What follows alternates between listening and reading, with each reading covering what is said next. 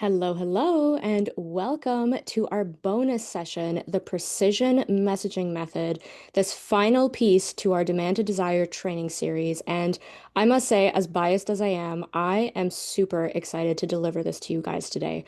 Those of you who know me or who've been in my world long enough know that I spent the majority of my career as a ghostwriter, as a copywriter, and in the messaging space. And so today's session is really my zone of genius coming out to play with you guys. Because as you know, and if you've been following my content for a while, I'm a huge, huge advocate for why languaging, messaging, and cohesive communication is like the glue that keeps your business together. And I've oftentimes said if there's one skill that I recommend any business to learn, it is how to clearly communicate. I personally started my entire business with very few marketing assets. I didn't have a website, I didn't have a sales page, I didn't have a audience or a following. And the only thing that I used to grow my influence and to land my first clients and to hit my first 10K months was the power of my words. And so, those of you who worked with me or have been working with me know how much passion and how much precision I put into my messaging trainings and how important I believe it is for every business owner to be able to clearly articulate the value of why someone needs to work with them. So, in today's session, we're going to be looking at how to turn your abstract ideas into words that move people to buy. We're going to learn how to take your broad, insightful ideas and translate them into vivid, tangible language that makes your ideal client see themselves in your message and so that they can feel compelled to act. Now, there's going to be various different models and exercises that I'm going to walk you guys through in today's session. But since you've been listening to me for a while, I'm sure you are ready to dive in. I'm sure you are ready to, take all the notes and apply what you are going to learn. I will say today's session is probably going to be the most practical in terms of things that I would want you guys to walk away with and actually apply and do in your business. Because everything that we've looked at so far, everything that we've learned has kind of led us up to this point to understanding how do we actually translate all of this into language that gets people emotionally and intellectually invested in our word? How do we make sure that we're not just creating products and services for the sake of it, but we're actually creating movements around our ideas? And again, if we're not able to clearly and cohesively communicate the value of why someone would want to buy from us, who is our work best suited for, what are the things that make us different, then it becomes very difficult for us to grow our business, to land dream clients, and even just to operate.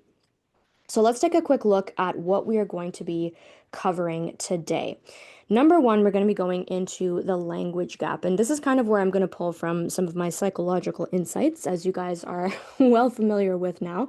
We're going to look at why good ideas fall flat if your words don't connect with the brain's filtration system.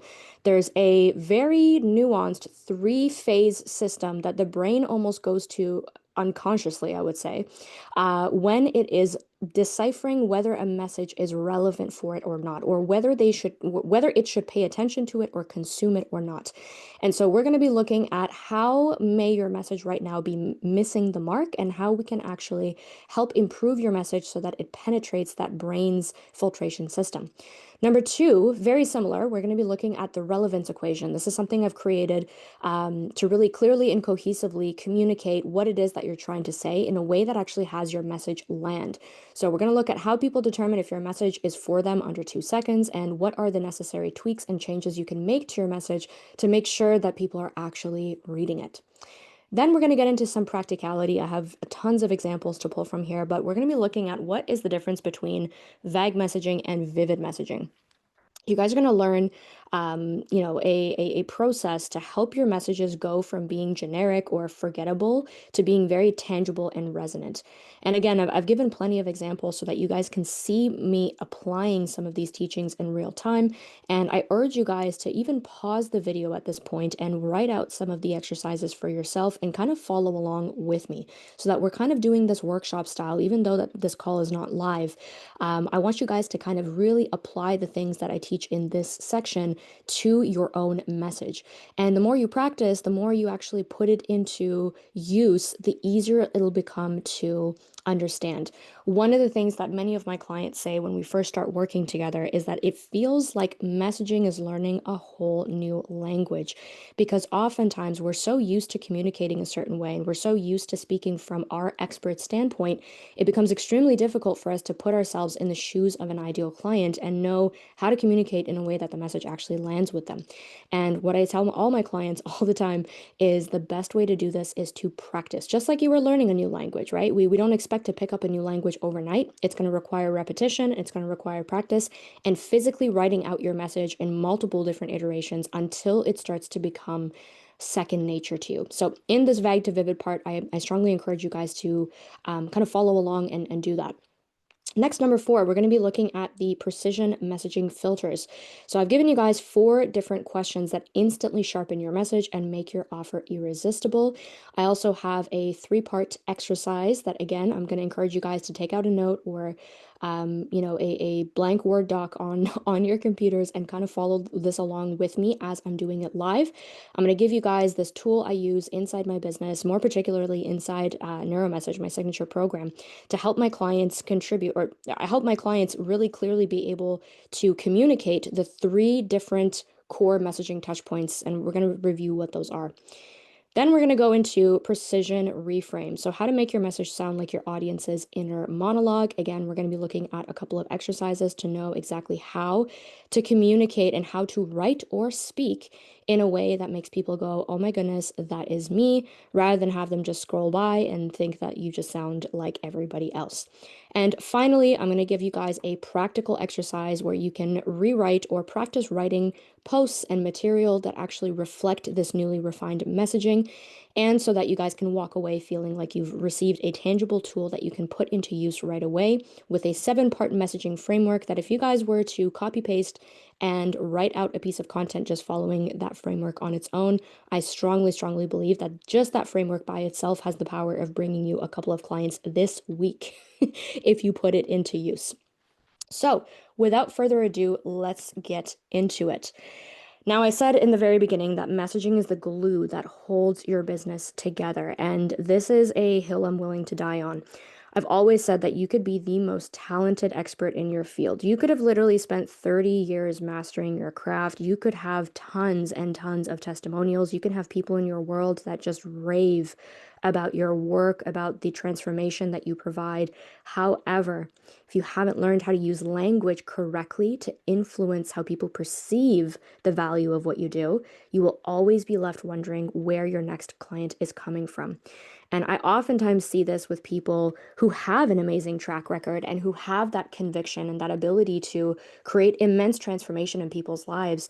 And yet, when it comes to speaking to people who are not familiar with them or their work, they get tongue-tied, or they have such complex transformations that it gets lost in translation, or they go on this 15-minute monologue just trying to explain what it is that they do, and they just end up using a bunch of industry jargon that misses the mark with their audience. So, like I said, I truly, truly believe that understanding how to communicate is going to it's going to help you step 10 steps ahead of your competition. I say here that clear, coherent communication is the underlying skill to all business success. And again, I stand by this firmly because you can learn ads, you can learn funnels, you can learn, positioning, you can learn even everything that we've been through this series together up until this point. But if you don't know how to communicate it in a way that makes people feel recognized and makes people say, this is exactly what I've been waiting for, then your business is always going to be running on a hamster wheel of trying to chase and convince, and that's just not the energy we want to be operating from. So in today's session, my aim with you guys is to basically teach you and kind of guide you through the most important messaging principles that I think are going to be the most transformative for how you are communicating with your audience. Now, as you guys know, I have a core program. It is a 12-month messaging mentorship that has become kind of the offer that I've become known for.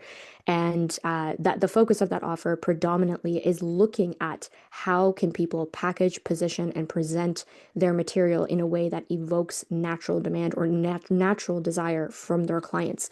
So I'm going to do my best to try to sum up the key teachings that I have in that program to this training. But of course, as you guys know the drill, if you decide or if you choose that you would like further support on this, I would be happy to discuss how NeuroMessage or one of my other offers can actually help. I do also offer individual intensives or messaging audits and offer a couple of key upgrades that could be very helpful to making a difference between, your content having crickets or actually bringing in demand. So if there's anything from today that truly resonates to you and you want to apply it to your brand in particular, please reach out and I'd be happy to help. And it would be helpful that you've already watched this training because I can just refer back to some of the principles and concepts in here. So let's get started. Section 1 here, we're going to be looking at the language gap. So why do good ideas fall flat if your words don't connect with people? Here's the problem. When you have vague messaging, it's very difficult for it to be memorable. And I want you guys to think when your ideal client or you yourselves are on social media or when you're browsing through your emails or when you're just online browsing the web or maybe even walking through streets and seeing different ads and different commercials and things pop up, your brain is consistently being bombarded with information. It is consistently being asked whether this is important or not. Should I pay attention or not? Is this something that is going to be useful to my needs, my desires, my survival in this moment? And so while it's extremely difficult to capture this attention, one of the best ways you can do so is through your communication, whether that's speech or whether that's in writing. And as you guys know, as we went through in the content module, we really want to make sure that we're creating content that stands out, that speaks to people's needs, their wants, their desires. But we can't do that if our content is sounding too vague, too broad, or like everybody else. So here's where most content, even insightful content, starts to fall flat. Your topic or your idea might be strong, right? You might have just gotten off a client call. You might have had an aha moment in the shower, on a walk, and you have this brilliant idea that you want to share with the world. You want to write a piece of content about it or, record a podcast episode. But here's where it starts to fall flat. If the words are too generic, jargony, or too open to interpretation, what this means is it is too vague. Basically, if people cannot directly pinpoint what is the exact definition or the exact thought that you were trying to convey, it starts to lose meaning. If the phrasing is forgettable or aimed at everyone, so if you're using very widely open to interpretation terms or trying to speak to everyone, trying to capture everyone in one section, again, it's going to fall flat. Or finally, if the language is not depicting a specific ideal or an outcome that they can visualize, it becomes very difficult for people's minds to actually pick that up and pay attention to that message. So the two examples I have here is things that I've literally picked up from scrolling on Instagram this week. Build a business that aligns with your values or reach your next level self. Now, if you think about it, there's nothing inherently wrong with these phrases, right? So you can say it, I can say it, but the problem is exactly that, is that there's no personalization. There's no actual meaning. There's no tangible meaning to these sentences, meaning someone cannot visualize or depict how exactly that is going to be relevant to them. They're too abstract to spark something in your audience's brain. So your message should be painting a picture, not just stating a principle. And I think that's probably the biggest way that people take amazing ideas and write them in ways that are just way too vague or way too broad. And what this does is that they just become positioned as a generic brand, not a desirable one, because people cannot pick apart why this message is relevant to them, why they need to pay attention, or what is it exactly about this creator that is standing out to them. So generic messaging is going to position you as a commodity brand. The moment that your message becomes too broad, so aimed at everyone, too feature focused, so highlighting inclusions and not transformations, for example, when you're trying to sell coaching packages or intensive sessions, and not highlighting what is the result of those packages or sessions, or too interchangeable with others in your space, so using terms that everybody else does it, like, for example, reaching your potential. That's a very commonly used one, and I could probably think of a bunch of others off the top of my head. But the point is, when you do this to your message, you turn your brand into a commodity, which basically means that people cannot pick up on what is it about your brand that makes it special, what is it about your message that makes it relevant to them, and why do they need to pay attention to you. And the worst part of this is your offer just becomes one of many instead of the only one that truly gets them. Because you're using language that is aimed at everyone, and because you are selling features, and because you're using very broad terms that can be interchangeable with other people in your space, there's literally nothing for your audience's brain to say, huh, this is fascinating, or I really like the way this person thinks, or I really, really enjoy the thoughts and the perspectives that this person shares, or this person is eerily sending messages that are very similar to a situation that I'm in right now. And because of that, as you guys learned in session 2, the brain does not categorize you as someone who is relevant. So the fix to this, you want to start speaking from their lens and not yours. So let's look at how to do that. This is a very poorly designed graphic by yours truly. I've been using it inside NeuroMessage for quite some time, and yes, admittedly, it probably does need a little bit of a facelift, but for the purpose of this presentation, it gets the message across. I often ask my clients, are you speaking from the sailboat or the submarine? If you guys can see, there's a little sailboat right up here that's headed right towards this iceberg. And then there's the submarine that is seeing what's beneath the surface underneath the iceberg.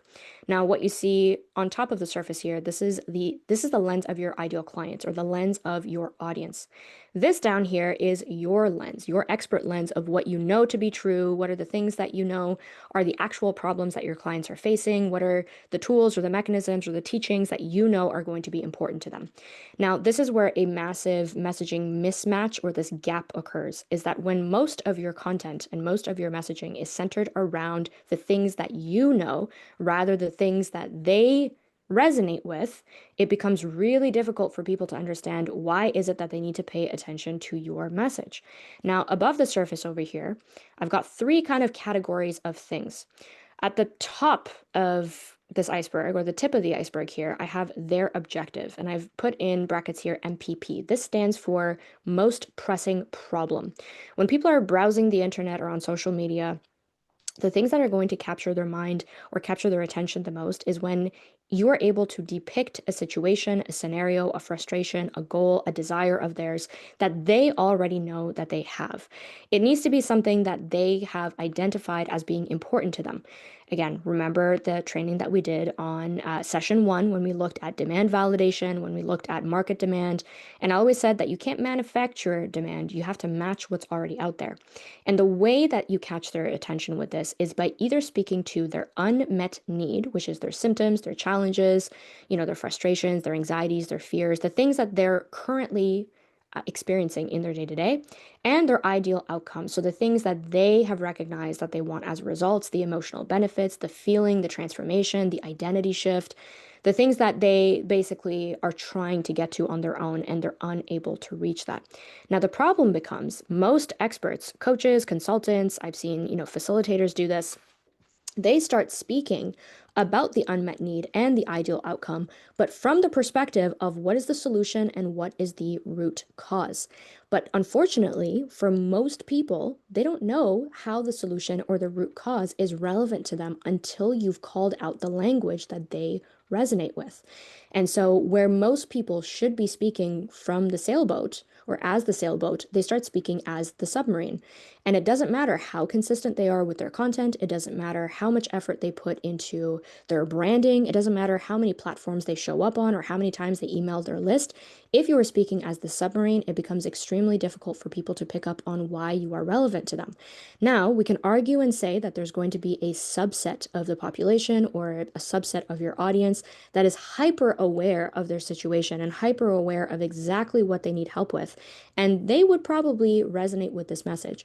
But I'm willing to bet that that is probably less than 10, and that's being generous. I would say maybe even less than 5% of the people in your audience have actually done enough research to know exactly how the root cause or the solution plays a vital role in their needs or in something that they're thinking about investing into. Most of the time, people need to be led down here by first connecting to what we see up here. So when your message is being spoken from your lens rather than the customer's lens, You can create all the content in the world, but the language is not going to be relevant and attention grabbing. So I want you guys to think about this diagram the next time you go to write a content piece, or the next time you go to write a sales page, or an offer post, or an email that's promoting something. I want you to do a little audit on your content or on your copy and ask yourself, are you speaking to them from your lens or theirs? And of course, the rest of today's presentation is dedicated to helping you fix this.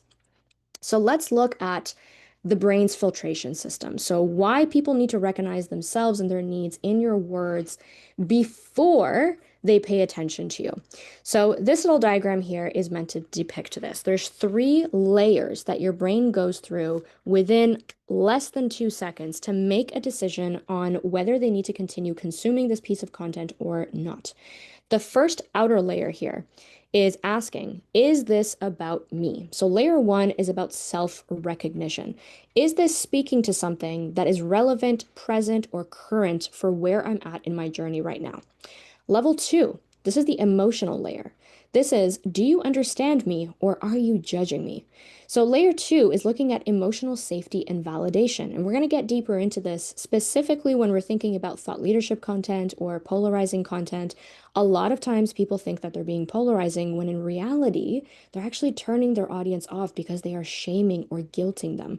And so even though the idea behind the message might be true, the tone and the way that the message is presented does not feel emotionally safe enough for someone to consume it. And so when they feel confronted to that level, it's very likely that they continue scrolling and just ignore the message. So we're going to look at a couple of ways to avoid that. And then finally, the last layer here is, does this help me think or act differently? So layer 3 is the meaningful advantage. Basically, this is kind of like a quick cost analysis that your brain goes through that says, if I were to give the next 10 seconds or 20 seconds or 3 minutes watching this reel or reading through this post, is it going to add value to me? And value is only depicted when layer 1 is answered well. Is this about me? Is there something about this teaching, something about this video that is calling out something that is relevant to something I'm experiencing in my current day-to-day right now? And is the time that I'm going to dedicate to consuming this piece of material going to be helpful to me? So let's look at each one of these in detail to look at what exactly you guys can do to incorporate more of this into your messaging and also how to avoid some of the mistakes. So layer 1 is self-reflection. And like I said, this is the brain's first and fastest filter. So if someone doesn't immediately recognize themselves, the message is not registered, which means they scroll by, you just become invisible.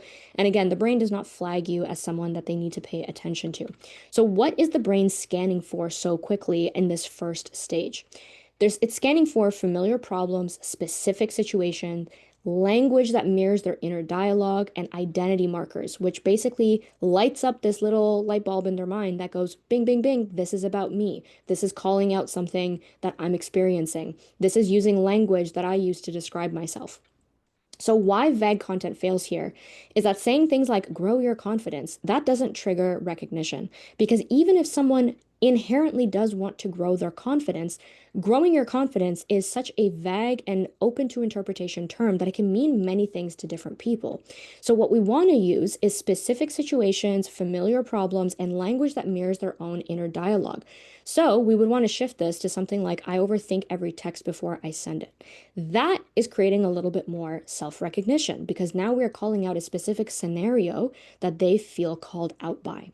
So even though what we want them to know is we can help you grow your confidence, we want to use their lens and call out a very specific situation that they would resonate with. So content that passes this layer is specific scenarios, symptom level language, real life moments. So things that start with like you might be statements that feel uncomfortably accurate. And basically what I want you guys to remember from this is that if people can see, feel, or visualize themselves in that moment, that's how you know you've got them. If they don't see themselves, they're not going to stay long enough to care. So this is layer number 1. Moving on to layer number two, this is where we're going to be looking at the emotional safety piece. So, once someone recognizes themselves, the next thing that the brain does is to check whether the message feels safe to engage with. And again, keep in mind, this happens so quickly and almost at an unconscious level. However, this is really, really key, especially if you're someone who wants to position yourself differently, position yourself as a leader in your field, or position yourself in a way that is memorable. And unfortunately, this is where most expert content breaks trust because trust isn't to demonstrate, solely that you have a solution or that you are credible or you have value to share. Trust also has an emotional component. So the brain here is scanning for validation instead of blame, empathy instead of superiority, and you are not broken messaging, which is emotionally accurate in their own mind. And again, a little bit later in this presentation, especially when we get to the end with the framework that I'm going to leave you guys with, I'm going to teach you guys how to do this exactly. But essentially, when we've called out a problem or a scenario or called out something that we know is going to be relevant to them and we've caught their attention, the worst thing that we can do here is to make them feel judged or critiqued or blamed or make them feel like they've done something wrong. This is the fastest way for someone to tune your message out, even if it's accurate. So we want to make sure that not only do people feel like they're learning from us, but they feel held and seen by us, especially if we are selling them something. We want them to feel like we have value to share, A, and B, that we are a kind, compassionate person who also understands their situation at a deeper level. So, why teaching heavy content often fails here is that we're over explaining, or the over explaining that we do can feel like being talked at, not understood. Advice without empathy triggers defensiveness. And I see this all the time. Again, those of you who are familiar with my work know that I practically built my brand off of being extremely polarizing, but I do so in a way that it becomes very difficult for people to either hate or argue with me. And the reason for that is because anytime I've posted something controversial or something that calls people forward in a way, I have always soothed them by helping them understand why they might not be at fault, why there's a greater power to blame, why is it that they might have been led astray by other people in their field. And essentially, I'm fostering trust at a deeper level because I'm not just calling them out and shaming them for mistakes that they've made or for faulty practices that they've taken on in their business, but I'm helping them understand that I see them, I understand that they perhaps didn't know that they were making a mistake, and here's the way to solve it. So without triggering defensiveness, I'm able to basically diffuse a keyboard warrior situation and help people understand that I'm here to help. I'm not here to, quarrel with them.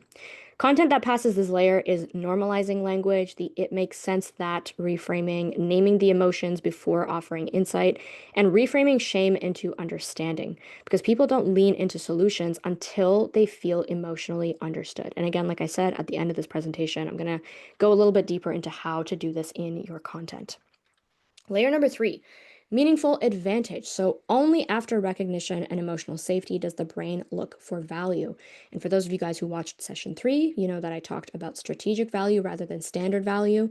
If you haven't checked that out, there's a worksheet, or more like a little written training in your resources from session 3 that breaks down the difference between strategic and standard value.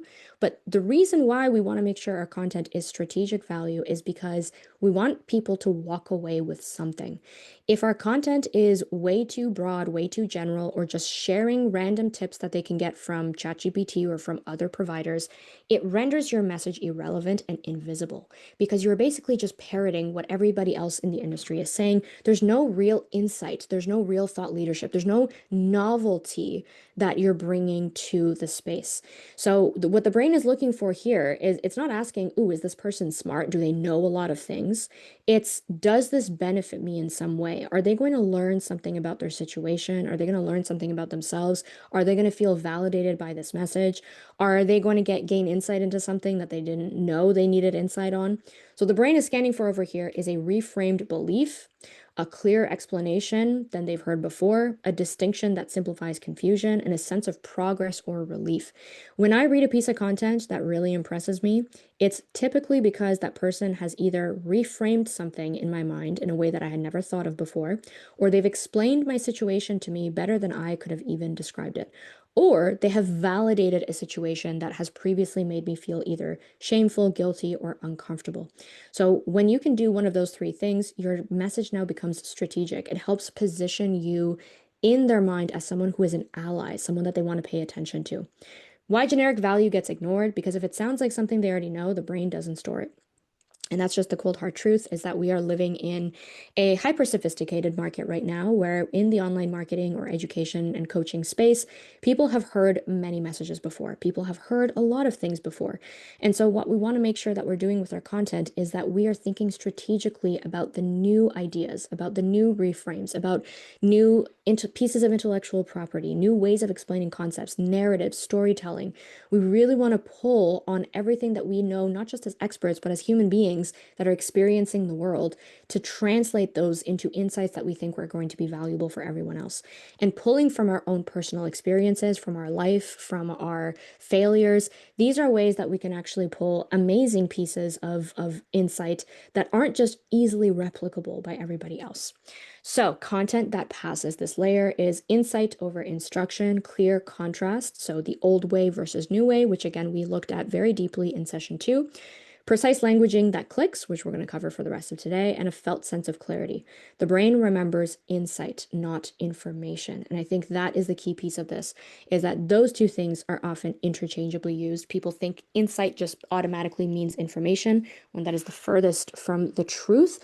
Insight is giving people deeper clarity on a pain point, deeper clarity on a pathway, deeper clarity on something that is relevant to them right now. Information is just bundling up knowledge and offering it to them. Whereas that knowledge is probably something they either already had or they can easily just find with a quick Google search. So insight is not just something they can Google and figure out. It has a much deeper philosophical context to it. So let's look at how we can actually do some of these things and how we can bypass the brain's filtration system by making our language and our messaging more precise so that it kind of activates these, what I call these mental light bulbs that signal attention and most importantly, foster recognition. So this is what I call the relevance equation. Let's get into it. Recognition equals relevance times specificity times emotion. If any of these ingredients are missing, your insight won't land. Think of these like radio frequencies. If your signal isn't tuned to the exact wavelength that your audience is on, they'll never even hear you, even if you're broadcasting 24/7. And this is exactly why I say it doesn't matter how frequently you're posting or how loud you are in your content or how consistent you are, or if the algorithm's on your side and it's pushing your message to the masses. If your message does not do these three things, you could basically just hang up the gloves because if your message is not relevant, specific, and emotionally driven, it is not going to be as memorable. People are not going to position you or categorize you as someone that they want to pay attention to, and your offers and services are eventually going to be rendered obsolete. So here are the things that we want to make sure we're inserting in our message so that we can gain that recognition. Relevance is, does it speak to something I'm already thinking about? Specificity is, can I picture what you are saying? So again, remember, we want to move away from that broad, vague language and use very specific, vivid imagery that people can picture in their minds. And emotion, does it make me feel understood?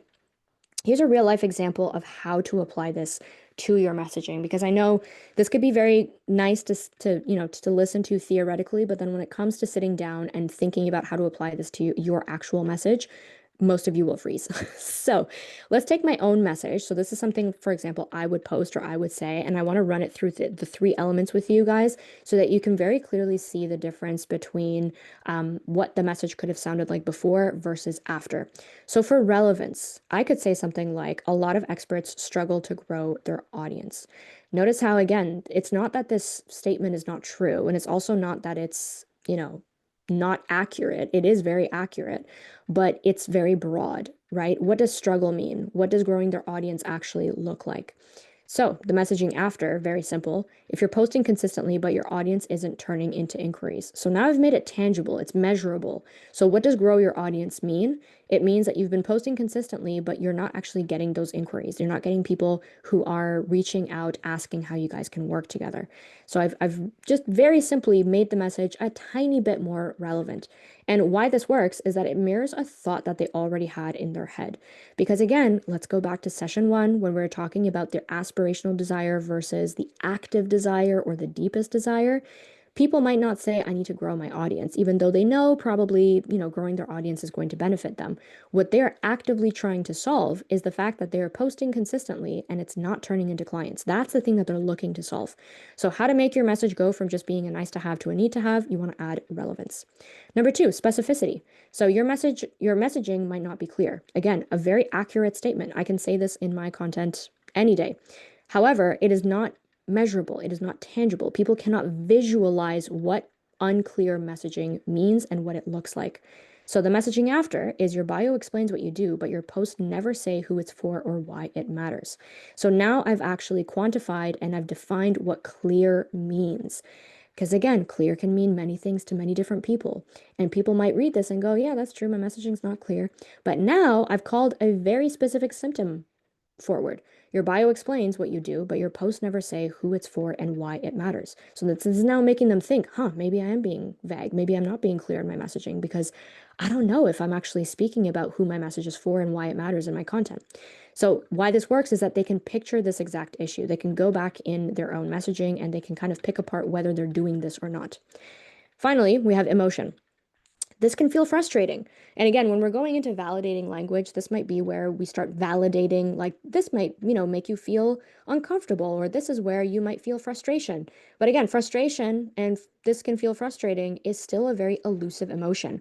We are not getting into the deep emotion of it. So, how I would tweak this messaging to evoke more emotion is to say it's exhausting to show up every day and still wonder if anyone actually gets what you do. See how this is just a tiny bit more personal? It's a tiny bit more visceral. When I say this feels frustrating and I'm naming the emotion, they can still resonate with that. They can still say, yeah, this is frustrating. But when I illustrate a moment in time that this shows them that I really, really understand what they're going through, I've hooked their attention. So why this works is it makes them feel seen, not just instructed. And then what we can do is to combine all three. And I can say something like clear messaging helps you convert. Let's say that's a message or a topic that I want to talk about in my content. But just to say, remember, clear messaging helps you convert, that again just kind of lands blandly. It doesn't really evoke any emotional response. So the after could be something like when you're doing all the right things, but still not getting traction, it starts to feel personal. Like maybe you're the problem. You're not. Your message just hasn't clicked yet. Do you see how this is now adding an element of narrative? It's adding relevance. So what is it that they're going through right now? It's adding specificity. Can they visualize the problem? Can they see themselves in that moment? And then emotion. Do they feel heard and seen and understood? When you combine all three of these ingredients, that's what you get. That's when you get instant recognition. So relevance, specificity, and emotion. A practical reflection for you guys, just so that you can kind of apply this to your messaging. The question that I want you guys to think about is when you want to write a piece of content or use this to audit your current or already existing content, can you clearly answer these three questions? So for relevance, what thought does my audience already have that this connects to? Specificity, can they visualize the exact moment, the behavior or scenario that I'm describing? And emotion, does this make them feel understood or talked at? Because recognition doesn't happen because your idea is smart, right? You guys remember from session one, we talked about being valued versus being valuable. So being valued is you have a lot of knowledge, you have a lot of expertise, you have a lot of experience, and wow, you are super smart. You really know your stuff when it comes to your field. But that does not matter until you can actually demonstrate how your work is relevant to your audience. So it happens because someone feels like you are describing them. You're not here to educate more, explain better, or sound impressive. You are trying to create the moment where someone thinks, wait, that's exactly what I'm dealing with. And the more you can have these little micro aha moments of saying, wait, hold on a second, that's exactly what I went through, or wow, she just really described me to a T, that is when you get people's attention. So let's look at a couple of practical ways to now apply these kind of three ingredients of relevance to making your message vivid rather than vague. So how to turn generic, forgettable phrasing into tangible, resonant language. So going from vague to vivid. Vague messaging uses broad, open to interpretation terms that don't communicate to the part of the brain that registers relevance. Many use vague language because they understand what they're trying to say, but don't consider how a receiver might interpret the same language or because they're afraid of leaving people out. That last line is what I really want you guys to pay attention to here, because anytime I have diagnosed vague messaging and I've kind of done a little bit of digging and gone deeper with the client, I've noticed it usually happens for one of two reasons. One is because they are in expert mode, and this is what I call the curse of the expert. Because you have such a vast array of knowledge and because you know so much about your field, it can be very easy to forget that other people don't know the same things. And so when something has a certain meaning in your mind, so for example, when I say all personal brands need to have deep conviction in their work, I know what I'm talking about, but the person that is receiving that message will never know the depth of which I understand that message. So when I say something like you need deep conviction in your work, it is now on me to describe and interpret what conviction means, what it looks like. What does it look like when you don't have conviction? What are the consequences of not having conviction? And then what are the benefits of having conviction? So I'm painting a very well-rounded picture of what is it about conviction that these people need to embody. The second piece of this is because most people say, well, I don't want to get too specific because then I'm going to be leaving people out and I don't want to box myself in or I don't want to niche myself. I want to make sure that everyone understands what I'm talking about. And again, as you guys know, I'm not a believer of niching um, too narrowly. I'm not a believer that you need to only talk to one type or one person in your message. However, specificity and being able to paint a picture for someone, even if it means painting multiple pictures of multiple different scenarios that all fall within the archetypes of the clients that you want to serve, is really key here. By not trying to leave people out, you're going to render your message irrelevant. You're going to say things like, let's help you reach your potential, or let's help you unlock your next level, or become your best self, because you're trying to encompass everybody that could potentially benefit from it. So going back to session one, it's really important for you to get clear on the context where your expertise becomes the most relevant for people, because then you can draw examples and case studies and scenarios from that context in particular. So the fix to vague messaging is you need to make your insights feel real by using concrete metaphors or examples that are context relevant. So just piggybacking off of what I just said. Everyday language that describes the exact thoughts, experiences, desires, and fears of their audience. Emotionally loaded phrasing that reflects the inner states of the readers, and visceral imagery that depicts people's exact circumstances and beliefs. If someone can feel the moment that you're describing, you don't need to convince them. Recognition does the work. And this is the piece I really, really want you guys to understand here. You guys heard me say, like a broken record on our last session, that the content is meant to be doing the heavy lifting when it comes to sales. Meaning, if your content is good, you should not be having to twist people's arms or convince them of your value to get into your programs. But the key piece to having content that is good is exactly this. You want your messaging to describe their current situation and describe their ideal situation in such vivid terms that your offer and having to sell your offer, present your offer, or convince them of why your offer is great becomes irrelevant because you've already hooked them in with language that is so emotionally resonant to what they're going through right now and where they want to be that it becomes almost like the logical next step for them to say, okay, how can we work together? How can we solve this? So when your messaging is dialed in well, when you know exactly the situations to call out, when you know exactly how to get into the minds of your ideal buyers and call out the things that they are thinking, feeling, seeing, that is what creates that sense of, okay, I'm pre-sold, or okay, how do we work together? That is when you will start seeing the inquiries come in. You'll start seeing your applications being filled out without you even having to pitch yourself. This is when sales become a byproduct of having really good content. So, we're going to do a quick little recap of the previous trainings because we're going to bring it all together. These are what I call the ingredients to help inform your messaging. And this is why I said today's training is kind of like the glue that holds it all together, because each one of these ingredients are things that we've already looked at through the rest of this series. And now it just becomes a matter of pulling the necessary information from the things that you learned in the series to actually put it together into words. So, number one, we're going to be looking at the active desire and the core need. So, what they want relief from now and why it matters emotionally. This is the engine. Active desire gives you urgency, intrinsic urgency for that matter. Without this, messaging drifts aspirational, language stays abstract. People like, but they don't feel compelled. This anchors your messaging in present moment motivation, not future identity. So keep this as your foundation.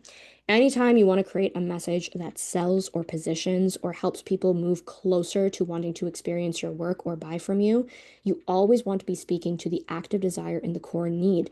We want to stay away from very vague or aspirational terms like unlock your potential or become your best self or heal your inner child, reach your next level relationship.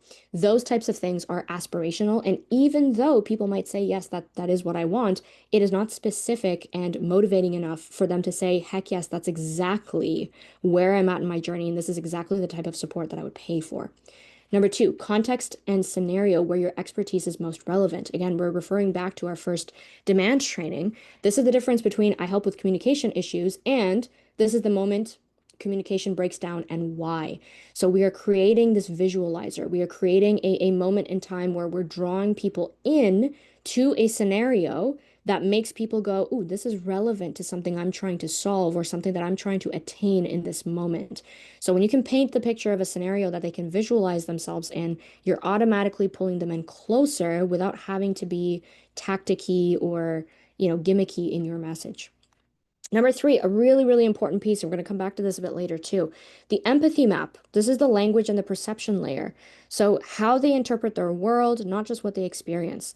Having an empathy map gives you a direct lens into their world and helps you use the language that they would use to describe their pains, their fears, their goals, desires, and their needs.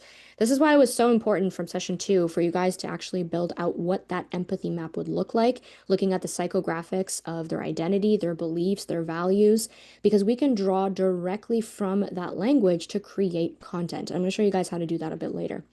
And finally, number four, their buyer awareness levels. So as you guys remember from our content training, there are three levels of awareness in your audience. You've got the symptom aware people who recognize that they're in some sort of issue or that they're experiencing some frustration, but they don't necessarily know exactly what to attribute it to. So you want to help them describe the feeling, help them diagnose the problem, help them understand why they're stuck where they're at. Next, you have the problem aware person. So this is the person who has helped or has done enough work to know kind of what the source of their problem is, but they're perhaps confused on what solution to buy, who to listen to. Maybe they're out here trying a bunch of band-aid solutions. And so what they're looking for here is some clarity and some guidance. So what we would want to do here is to really help them name the pattern of what's going on, name the solution, give them a prescription, and help differentiate what is it about our methods and our processes that are different than other people. And then finally, for solution aware, this is the person who is very well equipped about their problem. They know exactly what they need to do to solve it, and they're just simply looking for a provider, a practitioner, someone that can actually help them implement the thing that they've identified that they need to do. So you want to really help differentiate your approach, position yourself as someone that is going to be helping them get to their goal in a much more efficient, cost-effective, whatever way. So oops, let me go to the next slide here. So the four inputs, just to recap of vivid messaging before you write a single sentence, the things that you want to know, right? So that your messaging is intentional and it isn't just, word vomit of whatever you think about. Number one, the motivation. So what do they want relief from right now? Or I could also replace the word relief with progress. Like what do they want to make progress towards right now? Number two, the moment. Where does this problem actually show up? So think about the day-to-day examples, the case studies, think about their, current state, think about the scenarios that might come up that are relevant to them. Meaning, so how do they interpret and emotionally narrate it? What's the language that they're using in that moment? Are they saying, ooh, I feel so frustrated, or is it something else? How is it that they would describe their inner state in that moment? And finally, awareness. So, what do they already know and what haven't they named yet? So, if they're in the symptom aware phase, if they're in the problem-aware phase or the solution-aware phase, they're going to respond to different messaging. Now, quick little asterisk here. Closer to the end of this presentation, I actually have a chart that helps you take one content idea and run it through the different awareness levels. So we're going to follow up and come back on this one a little bit later.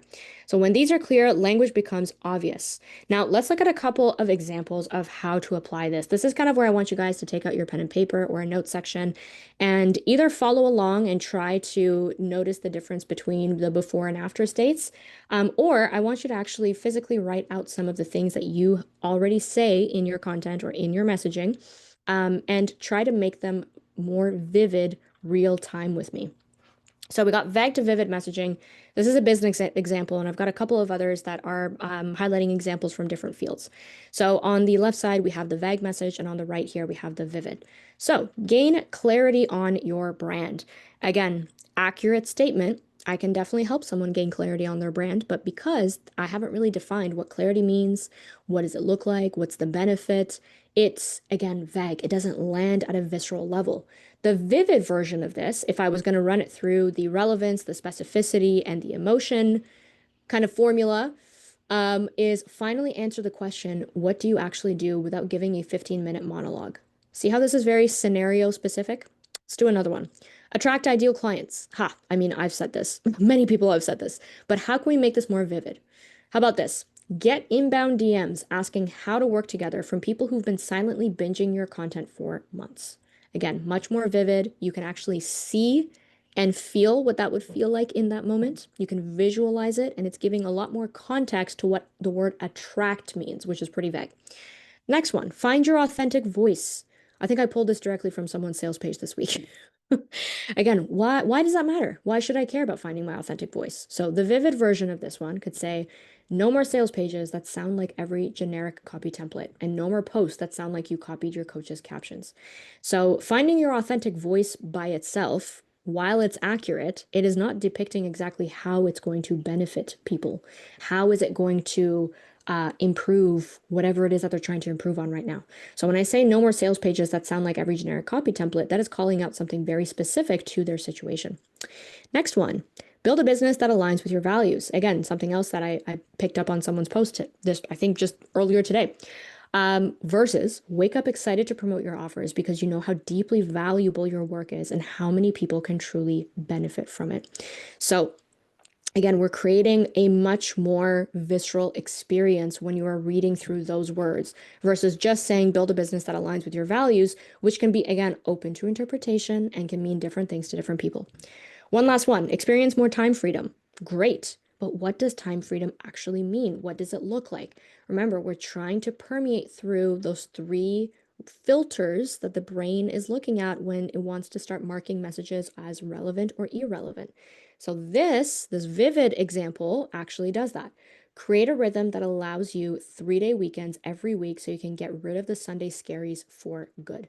Now we've defined what time freedom looks like, and we've added an emotional element of getting rid of the Sunday scaries, which is something that I know is going to be very relevant for many people who have to wake up on Monday morning and get to work by 9 a.m. Let's look at another example. I've got a relationship coach example here. So the vague message is improve your communication, which again, I've seen many coaches use this. Great. What does improving your communication look like? What would it mean to me? What is the benefit? So the vivid version is stop replaying the argument in your head hours later, wishing you'd said it differently. Oof. Much more vivid, much more specific, much more tangible.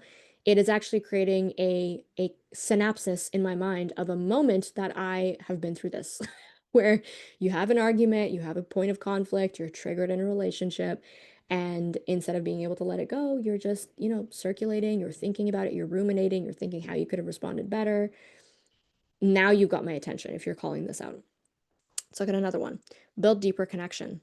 Very vague, right? What does deeper connection mean? What does it look like? How do I know I've achieved it? So feel close again without needing a deep talk to justify it.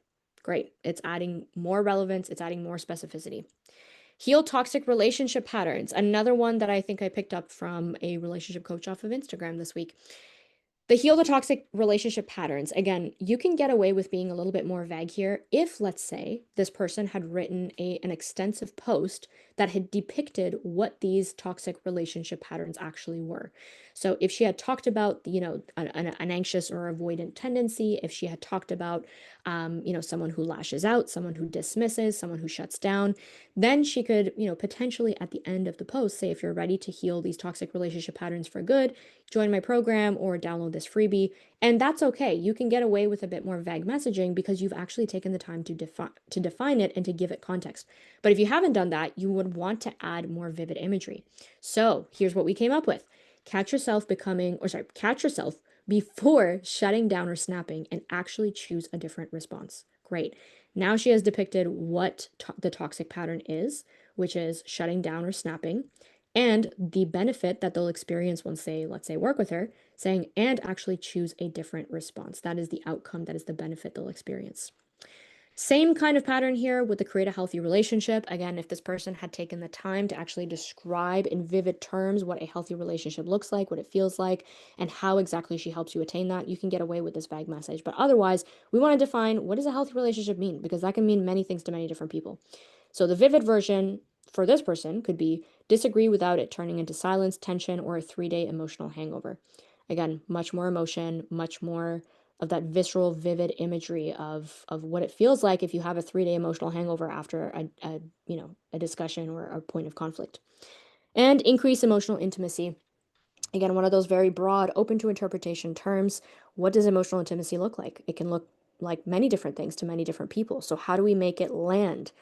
Say what you actually feel without bracing for defensiveness, distance, or dismissal. Because this person defines emotional intimacy as being able to display all those things and still be accepted, still feel safe enough in the relationship to do that. So, do you guys see the difference here between the vague and the vivid? I can't see or hear you guys, but of course you can just nod. Do you see how we want to move away from using language that is interpretable in different ways by different people? And we want to add an element of imagery. We want to add a way for people to visualize themselves actually going through that moment and feeling whatever that term or that phrase actually means to them. I've got more examples here because I know many of you are in different fields. So let's look at a health coach example. Feel better in your body. We can turn that into wake up without that heavy, foggy feeling dragging you in the day. So again, imagery. Improve your energy levels. Get through the afternoon without needing caffeine just to function. Okay, now we're adding context. Now we're adding a situation. Create sustainable, healthy habits. Stop starting over every Monday after falling off by Thursday. Support your long-term health. Trust that what you're doing actually helps instead of guessing and hoping. And finally, reduce stress and burnout. End the day without feeling wired, exhausted, and unable to actually rest.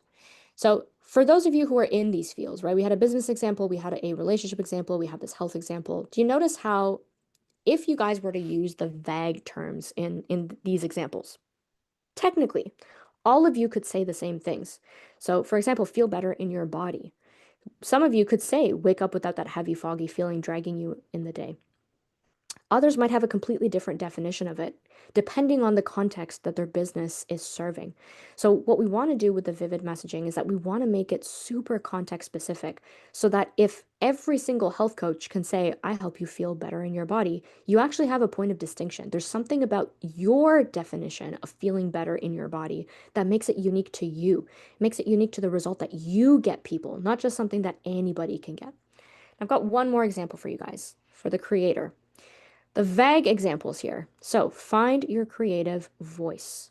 The vivid is stop second guessing every idea before it ever leaves your notes app. Again, it's adding a moment in time where people can actually visualize themselves not having access to their creative voice, which is when we open up our notes app and we're like, oh, I don't know if I should post that. Number 2, overcome creative blocks. Again, this is accurate. Many creators are probably looking for someone that can help them overcome creative blocks, but they're not going to be using exactly that language.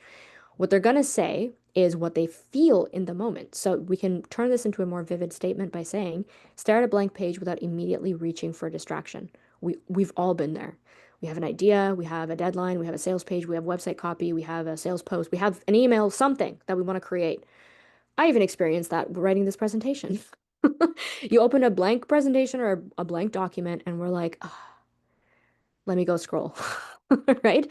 So we want to use that example because it's relatable. It's calling something out that people are almost like subtly insecure about, but it's a problem for them. They've identified it's a problem. Next one, build conviction in your work. So again, conviction needs to be defined. So share your work without immediately bracing for silence or judgment. Very viscerally reactive, that one. Create consistently. Again, accurate statement. Many creators want to create consistently, but exactly does that mean? We can say finish projects instead of abandoning them once the excitement wears off. Mm. And finally, turn creativity into a career, which is actually okay on its own, but we can get even more specific with it. So get paid for the work you'd be making anyway without feeling like you sold out. So it's a lot more emotionally driven, it's a lot more relevant, it's a lot more specific to a potential thought, a fear, an anxiety, a desire, a goal that they have in their mind. So, key points to remember as you guys are going through these examples, and if you were to sit down and kind of come up with your own claims and come up with the vague to vivid version of this, remember that anything that is vague is conceptual. You're basically talking about a concept that can mean many different things to many different people. It can be interpreted in different ways, but it is not tangible. People cannot see it, they cannot feel it. It's it's vague.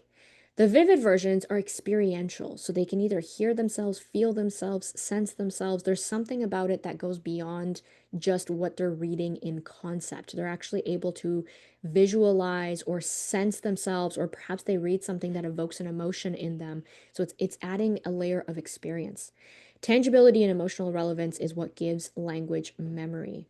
People buy when they can see and feel themselves inside your message. So when you have a message that is very vividly and contextually connecting to a moment in time, or connecting to a desire, connecting to a goal that they themselves know that they have, that is when they start to file save you as a creator in their minds, whether they do it consciously or unconsciously, so that they can come back to your message, or that so when they see your name pop up on their feed, or when they see your email hit their inbox, now they're way more compelled to want to open that email or consume that piece of material because they know that whatever it is that you're going to say is going to be relevant to them. Section 4, let's get into the precision messaging filters. So here I said I'm going to give you guys 4 questions that instantly sharpen your message and make your offer irresistible. So we just looked at a couple of examples of how to make your claims and how to make the different elements of your message go from vague to vivid. But now specifically, when we're talking about offers or products or promotions or just something that you are giving people, right? Us experts, we're not selling physical products. It's not like we can say this computer has more storage or this table is made out of prime wood. There isn't tangible benefits that we can call out. So our goal is to use our intellectual property, or to use our words to turn the intangible into tangible benefits. Now, there's a difference between generic messaging and precise messaging or precision messaging when it comes to describing the benefits of our work, the benefits of our offers, our packages, our services, all the above. And this is really what makes the difference between good and great copy. Of course, it goes beyond the scope of this training for me to go into an entire copywriting training for you guys, but I think the majority of what I would want you guys to know is going to be covered here. This is something I want you guys to think about anytime you are launching a product or an offer. Are you just speaking about it in a very generic way, or are you being precise about the benefits, about who it's for, about what exactly it does in a way that is using emotionally relevant language to your ideal or for your ideal clients? Generic messaging talks about the product, it just lists some general benefits, it uses common claims, and it starts with the features of what this product is about, meaning that the product is at the center of the messaging. Whereas with precise messaging, or the formula that I've kind of created, it talks about the person that's using it. It describes specific scenarios of how that product or service becomes relevant in their day to day. It uses emotional language and visual storytelling so that people can experience it before they even buy it. And it starts with contextual relevance. It doesn't start with the features of the offer. It actually starts with the moment in time which that offer becomes relevant to the audience member. So we're going to look at a couple of questions that you can ask yourself to make sure that we're doing this. So you can ask yourself these 4 questions before promoting an offer, or to audit your current sales content or offer descriptions. So you want to ask yourself, Specificity. Does or what does this look like or feel like in their real life? Imagery. What metaphor, scenario, or visual can I use to say this more accurately? Resonance. Would my ideal client say it like this or use different language? And finally, benefit. Where can I highlight the specific transformation they'll feel? So, using these four questions, it'll really help kind of pull out some of the more deeper contexts, some of the deeper layers of what scenarios, what pictures can you paint for them? How can you guide them so that they understand what exactly your offer does that is different? How exactly does it become useful to them? And of course, I'm going to give you guys a exercise to be able to do this. So how this applies to your brand message, remember, you are not selling a product. You're selling a moment of transformation your ideal client recognizes as their own life. To do this, you want to describe a specific scenario to the customer that the customer lives daily. Use natural emotional language that they would say themselves. You want to show, don't tell, what the transformation looks like, and position the product as a simple, elegant fix to a pressing problem. So, something that they already know that they want to solve, and position the product as something that can easily solve it for them. That's exactly how your content should work. And now we can bring this into your world. I'm going to give you guys an example of a statement here. So, instead of saying something like, this offer helps you create aligned content so you can grow your brand and attract dream clients, which again is a very accurate statement, we can turn it into, if you're the kind of founder who opens a blank Google Doc and suddenly forgets what you even do for a living, this is for you. Or if you've been trying to stay consistent but secretly resent your content because it makes you sound like every other service provider, this might be the shift you've been waiting for. So, do you notice that we are using context? We're using a specific situation. We're using visceral imagery. We're using emotional relevance to describe what exactly this offer or the context of where this offer might become relevant to them, rather than saying, this offer helps you create a line, blah, blah, blah, blah, blah. Because that is the feature, that is the thing that the offer does, but it doesn't relate emotionally to something that they want to either overcome or attain. So this is vivid, this is relatable, and this is what gets the people to stop their scroll and go, oof, that's me, or that's exactly what I've been looking to do. Precision reframes, section 5. I'm going to take what I just taught you guys and really, really deepen it through a series of exercises that make your messaging sound like your audience's inner monologue. Because you might be looking through this right now and saying, Parmees, this is all great, but how do I do this for my brand in particular?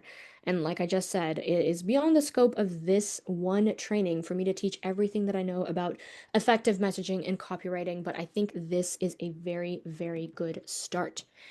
So, I want you guys to know that there are three critical messaging touch points that you always want to convey with clarity. It's a lot of C's there. You need to be able to describe their present situation, their pathway that you have, and the future that they will be able to attain with clarity and position. I call this problem messaging, process messaging, and promise messaging.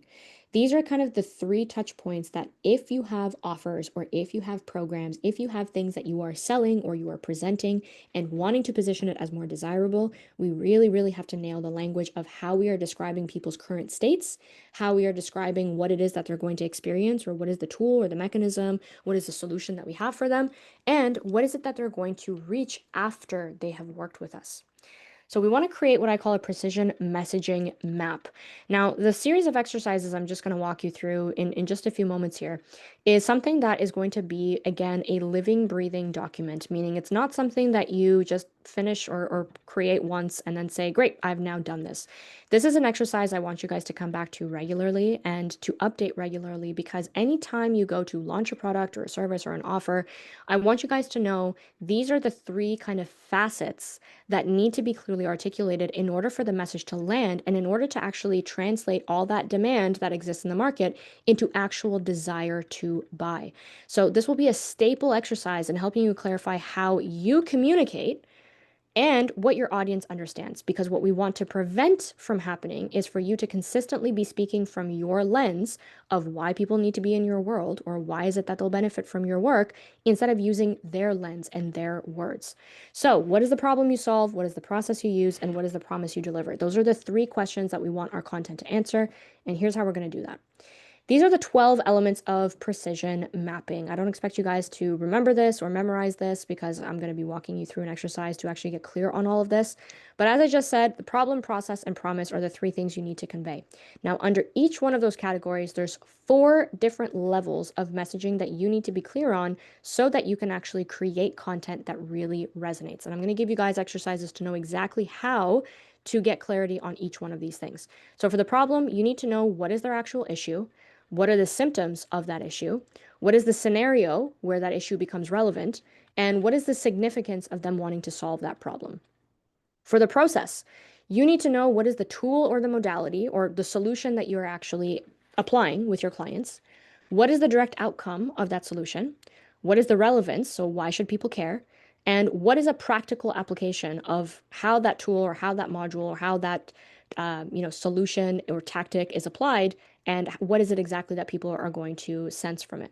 And finally, with the promise, you have to know what is the ideal client's ideal desire.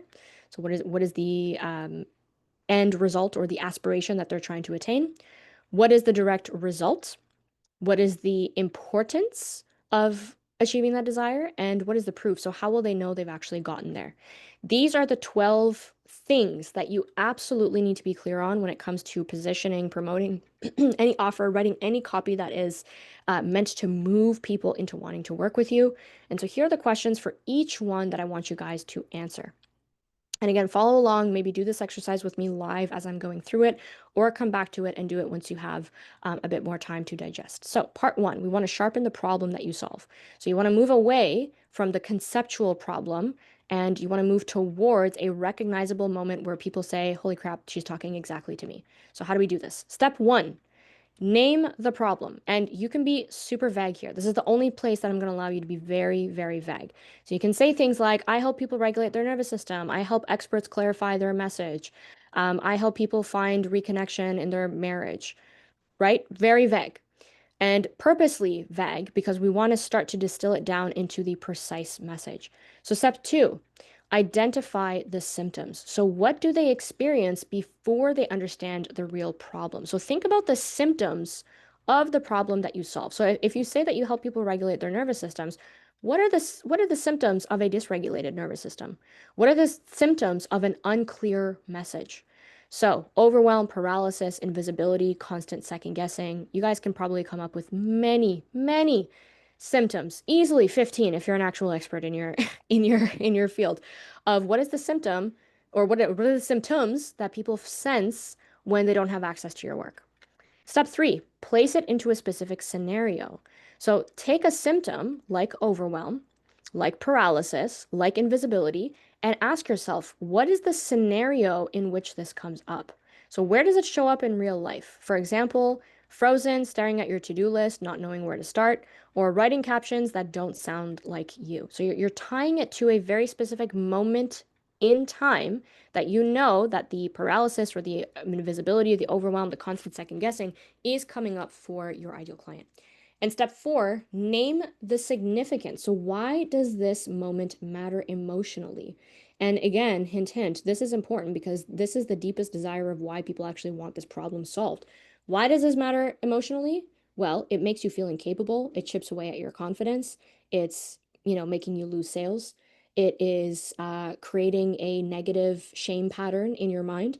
So the significance of this problem perpetuating, what is that? And again, a lot of people will say, well, Parmees, I don't know if I would want to put that in my content because I don't want to make people feel bad about themselves. And the key here is not to think that we're making people feel bad about themselves. It's just being able to empathize with the deeper reason or the unspoken pain behind their symptoms. So this is how we get really, really crystal clear on the problem that we are solving. We start with what is it that we do? We pull out what are the symptoms of what people experience when they don't have access to what we do. We place it in a specific scenario. And this can be multiple scenarios. And by the way, each one of these scenarios that you come up with could become a whole other separate content piece of its own. We're going to come back to that in a second.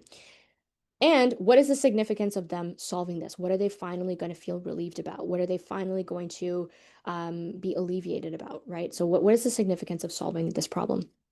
Part two, we want to sharpen the process that you use. So instead of just saying, I'm a XYZ practitioner, we want to actually turn your method from something that is technical to experiential. And I would argue that this is really important, especially in today's day and age where people are, doing their research even more than before. They really, really want to know that the experts that, or the coaches, the consultants, the, facilitators that they're signing up with really have a track record, a proven track record. They want to make sure that their methods are aligned with what it is that they want to solve or what it is that they want to do. They want to make sure that this person is, trustworthy, that they're effective, that they're going to hold space for them in a way that resonates. So we really want to make sure that we're being clear with what it is that our process does. But again, a big mistake that experts make is that they just start to name off the tools or name off the features, like as if people actually know what that means. So we want to make it really clear and relevant. People don't just buy modalities, they buy what changes because of them, right? If I say I have a messaging training and guys, it's so amazing, you guys need to buy my messaging training. No one's going to buy my messaging training unless they know what the value of messaging is. What becomes really, really important here is how effectively can I articulate the value of messaging? And again, I do that by highlighting what is the role that messaging is going to play in someone's life? What are the pains that are going to be alleviated? What are the benefits someone is going to experience as a result of my messaging training? So I'm really highlighting the value of why people need messaging. Just like how I say, nobody buys inner child work, nobody buys breath work, nobody buys somatic healing until you've been able to describe why are those things relevant to a context or relevant to a problem or a goal or a desire that people have. So let's walk through this. Step one, name the tool or the method. So again, this could be a singular tool. So for example, let's say you're an EFT practitioner. That is a tool that you use with your clients to help regulate their nervous systems. Great, that's a tool. But some of you might not have a tool per se. Some of you might have a process, you might have a concept, you might have a series of steps, like things that you do with your clients. I would say my business is more framework based. I don't have a particular like one size fits all tool that I deploy with all my clients. I have messaging frameworks, I have identity frameworks, I have pieces of IP that essentially become my tool. But again, nobody's buying that.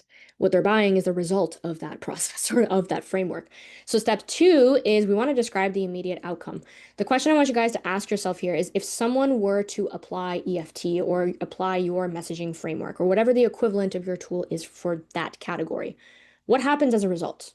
What is the immediate thing that the tangible transformation someone is going to feel? So for EFT, we can say they're going to have a calmer nervous system. And for my messaging framework, we can say they're going to have a clearer message. But notice how this is still not getting specific. This is still not getting down to that visceral imagery that really permeates those brain filters and makes someone go, ooh, that's me. So step three, we want to make it relevant to their life. What does this replace or remove? For example, how is it that EFT is going to be relevant to someone's life? Well, they're no longer going to be spiraling when emotions come up. Or for a messaging framework, no rewriting the same post 5 times because you have a clear message, you know exactly what you're going to say. So now we are turning it more into vivid imagery or more into relevant messaging so that people can actually see what it is about your tool or modality or teaching that is going to be relevant to them. And finally, step four, show real world application. So where do they feel this difference? Because when we say spiral, no more spiraling or no more rewriting, that's great. But what is it exactly that they're going to sense or experience that will make it resonant and desirable for them?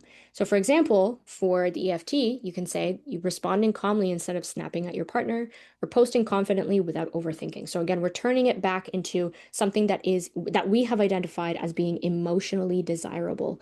And for those of you who've done the work to map out your client empathy map, understanding their psychographics, when you have done the work from session one to identify what is the context where your expertise becomes relevant and how to make your message move away from being a nice to have and more into a need to have, this should probably be an easier piece for you to do. So everything we've been doing in this series is kind of leading in this crescendo up until this point. And finally, part three, we want to sharpen the promise that you deliver. So translate the transformation into observable proof. And this is where people get it royally, royally wrong. They'll say things like, you will attain your best version. You are going to unlock your next chapter. You are going to reach levels that you have never attained before. And again, we're creating this very vague aspirational version of the transformation that we know is powerful, but until we can add very tangible language around it, it becomes difficult for our ideal clients or customers to know exactly why it's relevant to them. So step number one, name the big picture desire. And again, you can be very vague here on purpose. I'm giving you permission. So confidence, health, credibility, conviction, whatever it is. So what is the big picture desire? And again, this has to be something that your ideal clients actually want, not just something that you think they want. Step two, describe how they'll feel or act. So once they are confident, healthy, and credible, what changes internally or behaviorally? What is it exactly about that particular desire that is important to them? So more energy, more self-trust, pride instead of embarrassment, more easy sales, more, peace of mind, right? And again, if you go back to session one, we had that desire pyramid that basically looked at what are the seven core motivators or the seven core drivers of what people invest into. That might be a quick little cheat sheet you want to reference back to. So describe how they're going to feel or act. Next, you want to explain why this matters in step three. So, what does this give them access to? Why would they want more energy? Why would they want self-trust? And the reason why we want to get even more specific is because, again, more energy and self-trust sounds great, but until we can add context and specificity, it's not going to create that visceral response. So, feeling attractive again, speaking up without hesitation, being seen as legitimate. So, we want to now tie it to very particular outcomes that we know are going to be relevant to their day to day and that we know is important for them so that they feel something about themselves, about their aptitude, about their capacity, about their performance, about their looks, about, how other people see them. Like we really want to talk about what is it that makes that transformation actually matter in their day to day. And finally, step four, define how they'll know that it worked. So how do we make this measurable? How do we measure that they've actually implemented this transformation? So what's the proof in their daily life? No longer out of breath on walks, fewer price objections, compliments on your website, yada yada. So, what are some measurements that we can apply so that someone actually knows that they have more energy, more self-trust, more pride, more, attractiveness or health or credibility?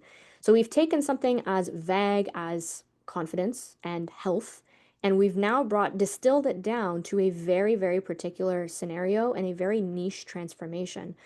And again, I know something that comes up very frequently with my clients, and I'm sure some of you are probably thinking the same thing, which is what Pramis, if I'm offering multiple transformations with multiple different types of people, how do I encapsulate that in one sentence or in a single promise?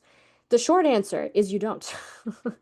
If you have a clear idea of what is the context that you work best in, and if you have a clear idea of the customer psychographics and value graphics of exactly where they're at in their journey, what they value, what they want to achieve most, what do they want to leave behind, then you technically don't need to promise specific outcomes.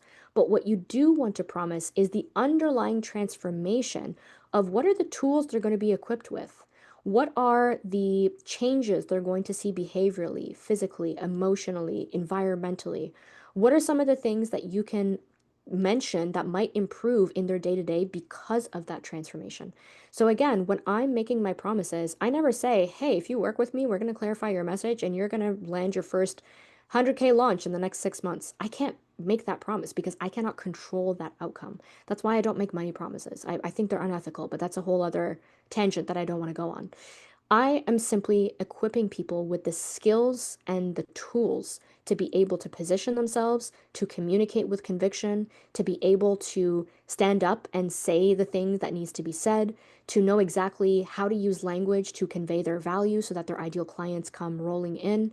So do you notice how I am talking about the tangible result of what I do for clients? I'm not saying because of this, you are now going to go viral, you are now going to make boatloads of money, you're never going to have to worry where your next client is coming from, because those are factors that are outside of my control. What I can say is that you're no longer going to sit behind a screen and stress about what to talk about. You're no longer going to look at your brand and ask yourself, who am I? You're no longer going to look to your peers or competitors in your industry and be wowed by their content and wish you could do the same things. Because those are the things that I'm confident in being able to deliver. I'm going to help you get super clear on your brand identity. You're no longer going to feel scattered about all the different areas of your expertise and how to talk about them. You're no longer going to feel like you're a fraud or you're just kind of flying by the seat of your pants. I'm going to help you actually distill your expertise into a clear, cohesive brand identity, a brand strategy, a messaging framework, and content that actually converts. Do you guys see how I just did that? Notice how I didn't make any big claims. My big promise wasn't something big and audacious that, you're going to make $1 million and you're going to be the next best thing and, the hottest gal in the industry. I can't make that promise, right? What I can promise is exactly what is it that my expertise is going to solve for people. All right, now that I've drilled that in, let's look at the offer messaging matrix. Now, at the left side of this matrix is where we have the logical appeal. So how is it that we want to appeal to people's logic so that they understand the logical value of why they would want to invest in our programs, services, and offers? On the right side, we have the emotional appeal. So what is it that they're emotionally going to feel as a benefit after they invest with us? At the top, so the northern hemisphere of this matrix is the intangible value. So intangible value is like what they can't see, they can't touch. It's mostly it's the airy fairy value of the things that they desire, the things that they hope for, the things that they the emotional states that they're going to reach or overcome. And then finally, the southern hemisphere of this messaging matrix is the tangible value. So what are they going to be able to do, accomplish? What are they going to gain as a result of our offer? Now, if your offer can answer all four quadrants, or if you use these four quadrants as a way to audit the way that you are speaking about your offer, I'm more than confident to say that your messaging is likely going to be much more precise if you're actually answering these things. So, at the logical appeal and intangible value, you want to answer the question, what core problem is solved? What will they no longer be frustrated about or stuck on? Now, at the same side, but the tangible value of that is what knowledge, tools, function, or skills will they gain that is relevant to their needs and goals? And again, remember, people are not buying the tool, they're not buying EFT. They're buying a tool that is going to allow them to self regulate and no longer spiral in moments of conflict. For example, what I just did there is that I took the tool and I laid it out as the benefit, right? I'm not going to call out EFT and say, you're going to learn EFT and it's going to be amazing. Nobody knows why they need EFT. Nobody knows why they should care. What they care about is the relevance of how EFT is going to help them in a moment in time that they want support on. Now, moving on over here, we got your emotional appeal and intangible value. So, what aspirational state will be achieved? How will they feel different? What will they experience? So, again, the intangible value is the unspoken benefits of things that they will sense, experience, feel about themselves. How is their inner dialogue going to shift? These are the things that they can't physically see, but they will experience. And the very last quadrant down here, emotional appeal and tangible value. So, what will your work enable them to do that they currently cannot on their own? So, is it that they're going to stand out in their industry? Is it that they're going to, feel a sense of pride? Is that they're finally going to know exactly what types of content to post that is going to make them feel like they're confident in their messaging, right? So the emotional appeal is consistently thinking about what is it that they're going to experience differently, whereas the logical appeal is the physical or more tangible changes of what tools they're going to get access to, what problem is going to be solved, how are they going to make progress on a goal, how are they going to move forward on something that is meaningful for them? Or how are they going to move away from it? So, for example, let's say if I was a weight loss coach, the logical appeal and the intangible value is they're going to drop 15 pounds, let's say. Or I can say that I'm going to give you guys, the exact tools and strategies to, drop the last XYZ amount of weight that you're carrying on your body. So what will they no longer be frustrated about or stuck on? The scale not moving. The logical appeal and tangible value is that I'm going to give them my tracking list. I'm going to give them my, grocery list. I'm going to give them the exact exercises and dietary meal plans, the things that I know are going to be important ingredients or important components and elements of what is going to actually help them lose the weight. The emotional appeal and intangible value. So, what aspirational state will be achieved? How will they feel different? Well, they're going to do a double take every time they walk by a mirror. They're going to finally fit into that dress whose zipper has not been able to get up for the last 15 years. They're going to start to see their husband look at them a little differently. They're going to no longer dread going shopping. They're going to be excited to get on a beach again. So, I'm talking about the aspirational identity level changes. And then finally, what will your work enable them to do that they cannot currently do on their own? Well, they're finally going to feel that sense of confidence that they know exactly what they're doing when it comes to weight management. They're no longer going to feel incapable. They're no longer going to feel lazy. They're no longer going to feel like they've, let themselves go or they're a failure. I'm basically equipping them back with that confidence and that sense of vitality that they've been craving for so long. So these are the four quadrants that you would want your offer to be able to answer. So again, use this as an auditing tool, either to audit your current offers or for those of you who are in the process of creating your first offers. This is a really good way to make sure that you're on par with messaging that converts. All right, we have finally made it to our final section. So, practical exercises to sharpen your messaging. Now, I kind of say that, and I feel like the majority of this presentation has been practical exercises, but this one's a little bit more practical. So, we're going to rewrite and translate abstract insights into scroll stopping words for each buyer level. So, everything we've covered in this presentation so far has been looking at specific messaging and words.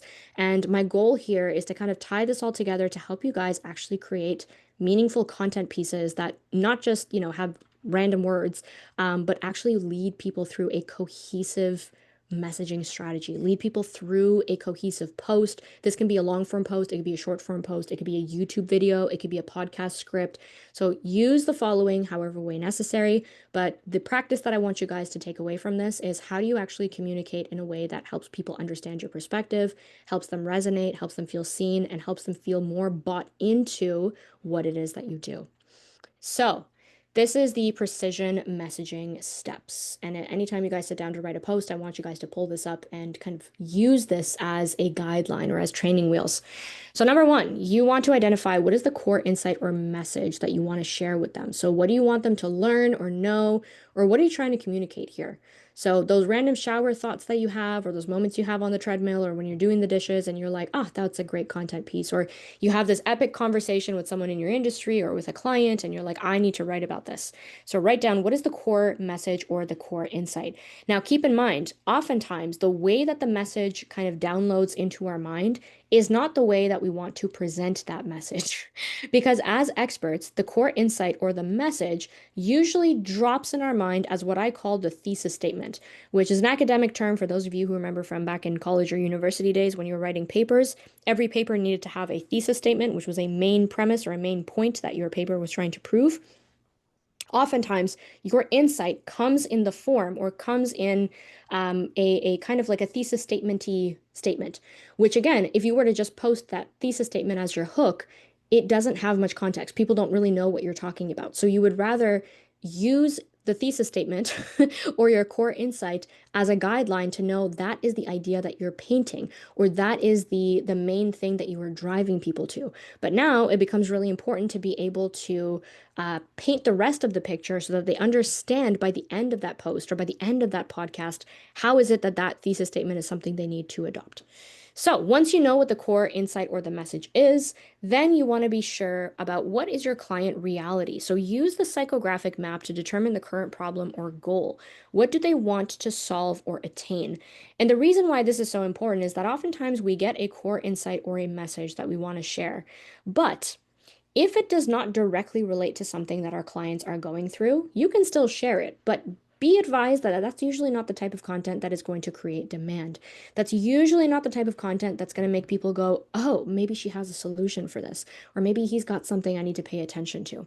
So you can absolutely share a core insight or a message that has nothing to do with your offers. Of course, as you guys saw in our previous session, session 3, we looked at how to create a messaging ecosystem. So not every single piece of content is meant to evoke demand or evoke desire.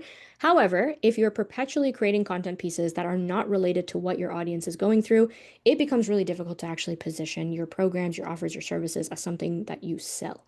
So we want to make sure that we are painting a picture of where's your client currently at? What do they want? What do they not want? What are their goals? If they were to invest with you, why would they be paying you money? What transformation exactly would you be facilitating for them? Next, we want to get clear on the awareness lens. And I said I have a little practical exercise for you guys to kind of be able to take an idea and run them through the different awareness lenses. We're going to be doing that in just a moment. But it becomes really important when you're sitting down to write a piece of content to now ask yourself, what is the awareness level that you want to speak to in this piece of content? And it doesn't mean that you need to just speak to one forever. As you guys remember, we want to have a healthy balance of awareness levels. So symptom awareness, problem awareness, solution awareness. But you don't want to talk to all of them in one post because that's when you start to jam pack your post with everything that they need to know rather than just simply focusing on the awareness level of that particular post. And then finally, precise language extraction. So we want to use their empathy map and the precision map that we just created together to extract their words, not yours. So what are they saying? What are they experiencing? What are they feeling? What is it about their problem? What is it about the process that you use? What is it about the transformation that is going to be relevant and needed for them? Now, I've created a little example just with my own with my own kind of content and how I would approach this. So, number one, let's say the core insight or the message that drops into my mind is you cannot reach ideal clients unless you are using their language. Like, that's the message that I want to put out there. Now, notice with this one, I could technically post this as my hook and then use the rest of the post to build the case for it. But typically, I would want to meet clients where they are at, not where I am at. So where I am at is knowing that this core insight is true. Knowing this to be true is what I want them to know as well. But if I were to just post this as my headline, remember the brain's filtration system is looking at relevance. It's looking at, is this for me? Is the message safe? Is this something that's going to add value to me? So it's still not visceral enough. So I want to take the message and make it way more precise. So the next thing I'm going to ask myself is the client reality. What is it that they're going through that this insight would be adding value to? So I now can extract that my client is posting daily. They want more leads. They want to increase demand. They want to be seen as the go-to. They want to start actually attracting clients from organic content and not constantly be chasing people. So that's the thing that they're trying to do. Next, I'm going to ask myself, okay, am I going to be speaking to an awareness, sorry, what awareness level am I speaking to? Am I speaking to a symptom aware person, a problem aware person, or a solution aware person?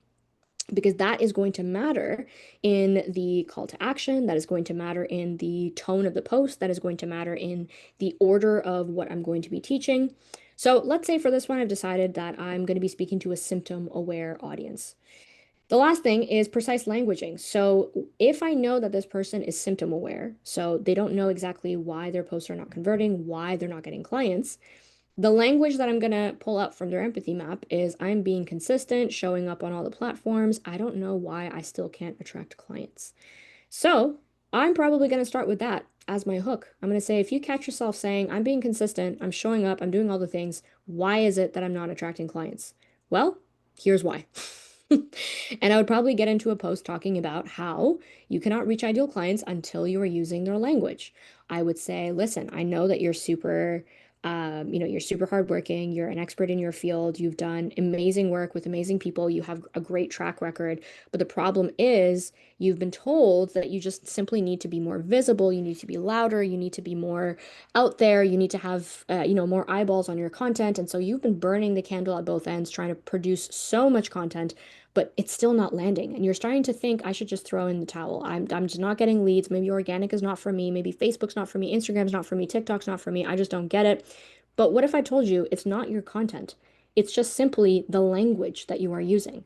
And then I would maybe do a little teaching point to say most experts speak from their lens, not the audience's lens, which is why doing messaging work is so important, which is why I have created a, solution. Let's say I was positioning this masterclass to help you do that, join this masterclass and it's going to help you understand how to tweak your language to be way more precise and, increase the chances of getting inquiries through your organic content. Boom. That could be a post right there. But basically, the reason why I'm walking you guys through this is so that you can see how you create content using the language, using the lens, using the context, the emotions, the relatability of what they're going through to lead them eventually to what it is that they need, which is the solution that you have to offer. We don't want to come right out of the gate and say, you cannot reach ideal clients unless you're using their language. And, here's how to use their language. And if you want to learn more, you can learn from me in this program or in this offer, which again, I see many, many people doing and then wondering why they get crickets. Well, it's because you're not meeting them where they're at. You're not leading them through a messaging journey so that they can understand why is it that they need their support, so that they're not feeling heard and seen and understood. You're not validating what is it that they're currently experiencing? Why are they not at fault? How is it that they need to be doing things differently? And then finally, what is the solution that you have? Now, this is the exercise I want you guys to go through to create hooks based on the awareness level, because I can take that one topic that I just identified up there and I can create three different types of posts based on the awareness level that I am targeting. So I have three examples here. I've got a messaging strategist, which is yours truly, a relationship coach, and a nervous system practitioner. So let's say the core topic for the messaging strategist is you need clear messaging for your content to land, the one we just looked at right now. So my symptom aware hook is going to say you're posting consistently, but every caption feels like it disappears into the void. So in the symptom aware content, I'm going to be revealing why, I'm going to be naming the feeling, I'm going to be helping them feel seen and help them understand why is it that their efforts are not, showing results. Now, for a problem aware person, maybe this person is aware that their messaging is off. Here's what I would maybe say to them. It's not that you need more content, it's that your message is too broad to make the right people stop scrolling. So again, I'm going to explain to them that it's not about being louder. Other people might be telling you just need to show up on more platforms, you need to gain more visibility, maybe you should run ads. Maybe it's actually that your message needs to be sharper, maybe it needs to be more precise and make sure that the right people stop scrolling. So here's something I would recommend. Here's maybe a myth I'm going to bust. Here's a way that I'm going to demonstrate how a tool or teaching of mine is going to be valuable. And then I either add a call to action or I just leave it as a teaching post. And then finally, for the solution aware person, here's how I help experts tighten their message so one post does the work of 10. So I can maybe break down a method or a concept or a framework. I can have a teaching moment. Maybe I can use a case study of one of my clients who came to me with really, really vague messaging and how we made it vivid. And then I can make an open invitation to how you can work with me to solve that issue. Let's look at the relationship coaching example. So let's say the core topic that the relationship coach wants to convey is the issue isn't communication, it's emotional safety. Okay, great. That is the thesis statement that they want to convey. To the symptom aware person who has no idea what emotional safety is and why they're experiencing conflict, we might say something like, here's why you keep having the same argument over and over. So it's a here's why post. We're explaining a deeper concept. We're helping them feel understood, seen, and we're kind of diagnosing why is it that they're experiencing this loop. To the problem aware person, we can say something like, it's not that you don't know how to communicate, it's that your nervous systems don't feel safe enough to actually hear each other. Okay, so now we're differentiating that it's not about just learning communication skills. Your nervous systems have a role to play here as well. And guess what? Me as a relationship coach, I might be doing some nervous system work to actually build safety to help you guys co-regulate. And then finally, the solution aware person. This is exactly what I help couples rebuild. Emotional safety first, so communication finally has somewhere to land. So again, a lot more directed towards a person who actually knows they need more emotional safety. But again, if we were to just come out of the gate and say, if you're looking to build emotional safety with your partner, I've got something for you, most people will not know that emotional safety is something that they actually need. Last example, a nervous system practitioner. So their core topic can be the problem isn't lack of discipline, it's nervous system overload. Okay, great. So how do we target a symptom-aware person? You start the day motivated. By mid-afternoon, you're exhausted, reaching for caffeine or sugar. Here's why. Okay, so we've called out a symptom and we're going to show them what's happening. Problem aware. It's not that you lack willpower. Your nervous system has been in survival mode for so long that your body is prioritizing safety over energy. So we're kind of building more resonance. We're helping explain to them why is it that the way that they might be trying to solve the problem is not the way to go. Why is it that there's a different way to solve this? And then the solution aware person, so someone who absolutely knows that their nervous system is overloaded, maybe they recognize they're in functional freeze. They've done a lot of research and work and they're very, very self-aware. This is the person that is now actually looking to take an action or work with someone that can help them unfreeze. So here's how my process helps clients so that their body stops fighting them and energy, consistency, and weight loss start to feel natural again.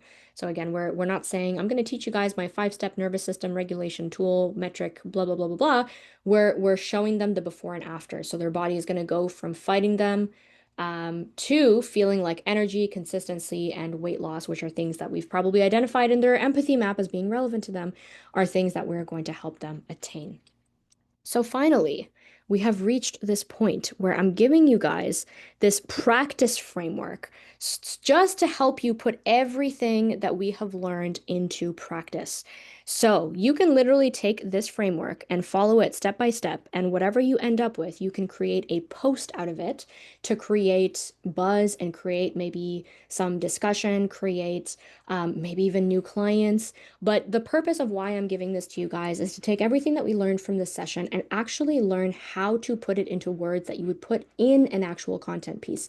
So that when you walk away from the session, you're not just overloaded with a bunch of different concepts and themes and brain filtration and whatnot, but you know exactly what to do with it. So everything that we've learned with the problem, the process, the promise, the vague to vivid, all of it is going to come to play here. So let's look at how to put this into place. Step one, identify a scenario, a pain point, or area of frustration that would be relevant to your reader. What's something they might be experiencing, wrestling with, or going through right now that is undesirable for them? So, symptoms, right? We pulled those symptoms when we were thinking about the problem, when we were doing our precision mapping. So, what is the thing that they want solved? What is the goal that they have? What is something that we can actively highlight to say, hey, are you going through this thing? Are you experiencing these symptoms? Is this a reoccurring thought that you have? Here's the next step. Step two, explain the relevance or give context. When does this scenario or frustration surface? So give vivid day-to-day examples of how this pain point arises, how it plays out, and how they might go about approaching it. What thoughts arise on how to solve this problem? So here's where we want to give context. So I wouldn't say, hey, are you frustrated because no matter how frequently you've been showing up, it's rarely translating into clients? Here's why that might be. And I'm not going to go straight into the teaching point. I'm actually going to build relevance a little bit here. I'm going to say, I get it. You've done such incredible things with your clients. You have a track record of incredible testimonials. But then for some reason, when it comes to taking that work that you do with your clients and translating it into content pieces, your brain freezes. You sit there and you just look at the cursor on a blank sheet of paper and you wonder, what the heck do I need to say to actually get people to understand the value of what I do? Okay, so you guys see how I just gave relevance? I gave context. I created an image. I started to paint the picture of a narrative in their mind, and now I've hooked them because I've just described a situation that they very likely have found themselves in. Step three, build tension and illuminate their innocence. This is where the emotional safety piece comes in. Remember how I said when the brain is going through the filtration, the first thing that it's asking itself is this about me? And the second thing is it safe to engage with this message? So now that I've called out a pain point or a frustration or current symptom that they're going through, it's my job to soothe them and say, hey, look, it's not your fault.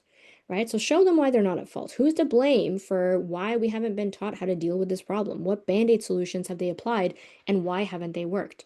So what is it about the industry? What is it about the common mainstream teachings? What is it about maybe some myths or misconceptions that they have about what they need to do? And how can we call those out and say, hey, look, you're totally not at fault for falling for this because look at how many other people also do the same thing. Or look at what we're being taught in the media, or look at how our school systems have been designed, or look at some of the societal values that we have. So really help them understand why they're not completely at fault for not being able to make progress on their goal. Step four, present the perspective shift. So how is it that you would approach the problem? How would you want them to think about it differently? What's the alternative solution or approach? So now that we've called out the scenario or the pain point, we've given relevance, we've kind of alleviated that feeling of shame. Now we want to actually give them our insight. So what is it that we want them to know? For example, that relationship coaching perspective that I just brought up, this relationship coach would now want to talk about emotional safety and the role that emotional safety plays here. So you might want to say, communication isn't the thing that's missing, it's actually emotional safety. And here's what that looks like. Here's what the lack of emotional safety feels like in your relationship, and here's what it looks like when you actually have it. So now you're kind of giving context around what is the perspective shift, which leads us to step number 5. Deepen the perspective shift. So why is this approach or solution more effective? What does it do differently? You can also share a brief story or case study here to deepen your point. So again, if I was gonna, convey the point of emotional safety and why it's important to have emotional safety, this is where I would want to really build the case for it by giving examples of, for example, here's how emotional safety would play out, or the lack of emotional safety would play out in a moment of discomfort, or in a moment of conflict, or when a partner feels triggered, or when a partner feels dismissed by the other. So I'm really kind of deepening the perspective shift so that person or the reader can really grasp what it is that I'm talking about. Step 6, you want to illustrate the possibility. So once they adapt your way of approaching the problem, what pain points will no longer be relevant? What desirable outcomes will they experience instead? What things will be possible for them that they could not access on their own before? So once a couple learns how to foster emotional safety in a relationship, how is it that they're going to experience conflict differently?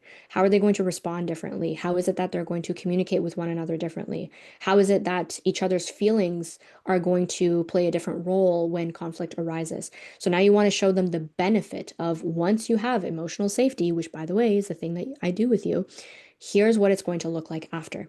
And the more vivid you can paint the picture of what the possibility, what the transformation, what the benefit or the end goal is going to be, the easier it'll be to just, position and even sell your program, sell your service, because now you've illustrated and really clearly defined what is the value of that program, right? They're not buying the program anymore. They're buying the fact that you described emotional safety as a very desirable state, and every couple wants to eventually get there. So they're buying that transformation. And finally, depending on the type of post that you're creating, whether it has a call to action or not, you want to add a conclusory thesis statement, which basically ties it all together. So what is the main takeaway you want them to learn from this? This is usually used when in my post I say, remember, blah, blah, blah, blah, blah, or so take note, or I want you to reflect, blah, blah, blah, blah, blah. So what's a reflective question you might want to leave them with, or that, or with them that will have them consider your solution. So if you don't want to make a direct call to action, you can leave them with a reflective question. For example, what would it look like to have more emotional safety in your relationship? How would it feel to be able to navigate conflict with ease, without shutting down, without feeling dismissed, without feeling like your partner is not hearing you?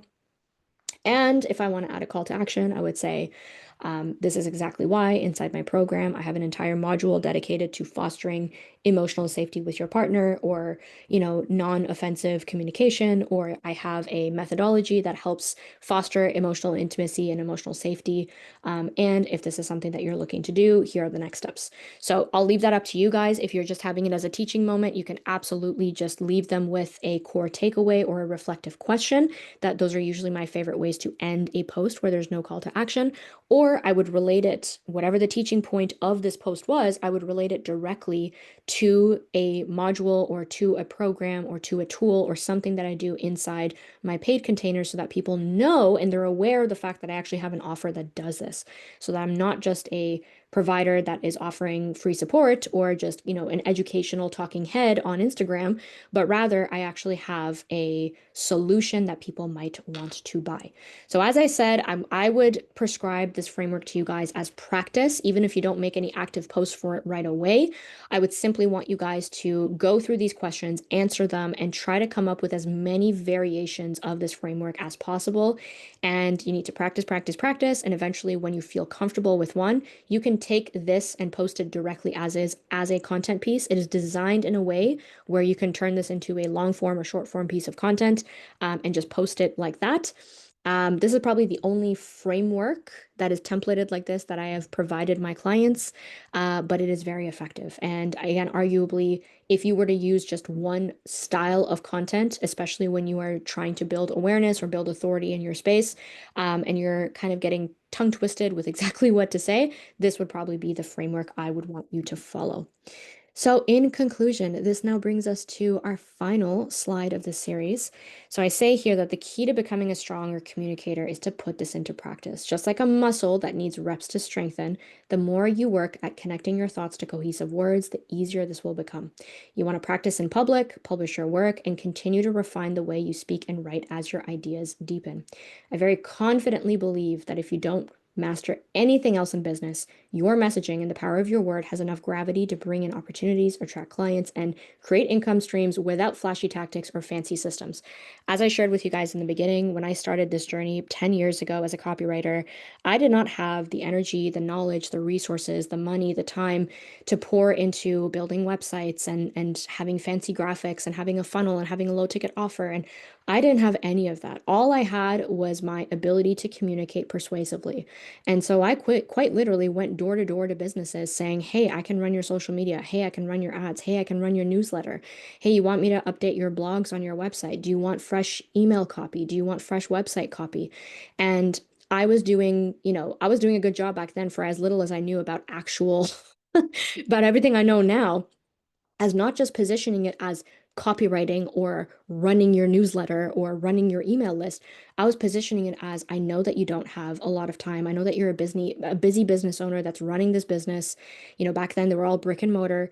And it's important for you to have someone on your marketing team that gets your business, that cares about your business, and knows exactly how to speak to people in a way that makes them want to come in and experience your services. And that is something I can do for you. I can get my hands into your business. I can pick up on who are the clients that are ideal, what is it that they want, what's different about your products and services, and I can position it in a way through social media, through blogs, through newsletters, through emails that will actually get people to come into this business. So notice how even back then, with as little knowledge as I had, I was able to position myself as someone who was bringing value and benefit to these businesses. And I can easily say that within 6 months, I already had a full retainer of copywriting clients. And eventually that led to me getting a book contract where I ghost wrote a book for a doctor in my space. And again, none of this came from a high social media presence. None of this came from an email list. I didn't even have a website. I didn't have core offers, nothing. It was just purely me being able to communicate. And further, when I went on and started actually building my brand online, when I didn't even have offers, when I didn't have, a website, when I didn't have, particular intricacies of what all the marketing people tell you that you need to have, the one thing that I did have was my content. It was my social media presence. It was my ability to express myself, to articulate myself. It was my ability to consistently show up with thought-provoking posts. Those are the things that eventually brought in eyeballs, it brought in audience members, it brought in opportunities. Because of my content and the sharpness of my word, I've been able to attract, hundreds and hundreds of clients to my work without having to run ads, without having to chase after them, without having to use gimmicky sales tactics or do these long form launches. I've been able to attract opportunities to speak on stage, to go on podcasts, to interview with some of the people in my industry that I used to look up to. I've been invited to private events simply because someone has landed on my page and has read through my content and has been moved by it. So I want to leave you guys with this message. I share this all not to just boast about my success, but to paint a picture of what is possible for you when you actually apply the teachings of not just today's session, but the four sessions that you've had exposure to. Everything from the demand validation, understanding how to meet market demand, how to find market demand, how to identify your profit pockets and know exactly what is the context where your expertise is relevant and needed in your industry.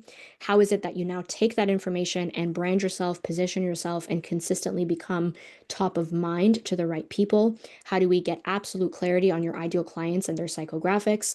And beyond that, how do you actually write content that positions you as the person who really knows their stuff? Not just another information source or another influencer that is just talking at their audience, but how do you demonstrate your expertise, demonstrate your perspectives, your insights, your personality in a way that draws people in? How do you become that magnetic person that just really it's almost hard to miss them because they're so convicted in their views, they're so convicted in who they are, that is palatable. And then finally, how do you use the power of words? How do you use this essence of communication to get into the hearts and the minds of your ideal clients?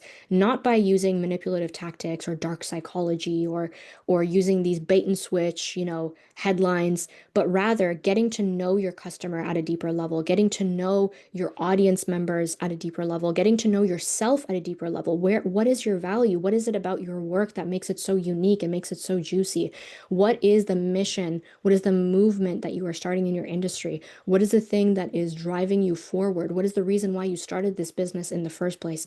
When you get grounded in all of those things and learn how to package that same level of passion into your content, when you can communicate in a way that people feel heard and seen and understood, and just efficiently guide them to understanding what is it about your solution that will be so valuable to them? What is it about the way that you solve this problem that is so unique?